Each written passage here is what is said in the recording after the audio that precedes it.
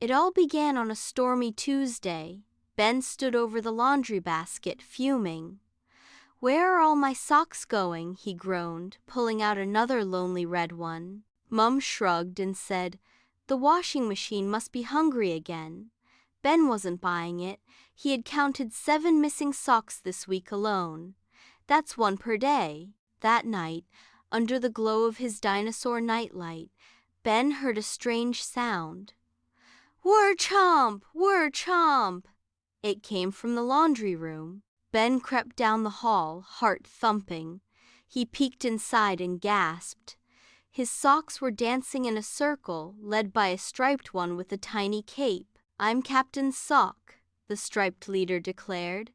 "We've formed a sock alliance. No more being stretched, lost, or eaten by the laundry monster." Ben blinked and responded, "Wait, you're alive."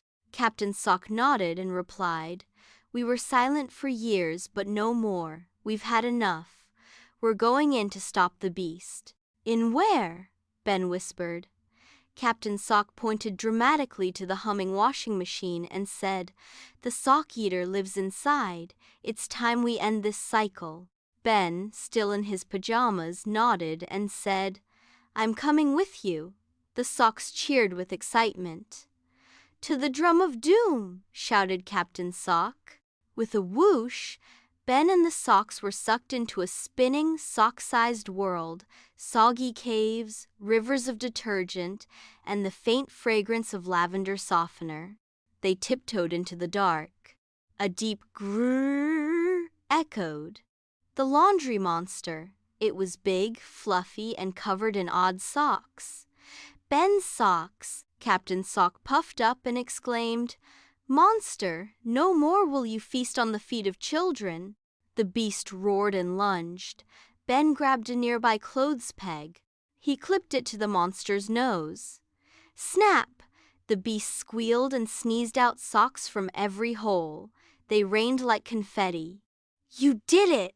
shouted out Captain Sock. Back in Ben's room, he awoke with socks falling from the ceiling. "We've won," Captain Sock said, saluting.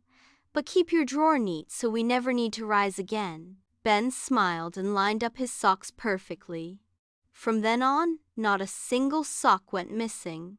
He even found that one yellow sock missing from last year. When you're brave and use your imagination, even the smallest heroes can defeat the biggest monsters, even if it's a sock-stealing one.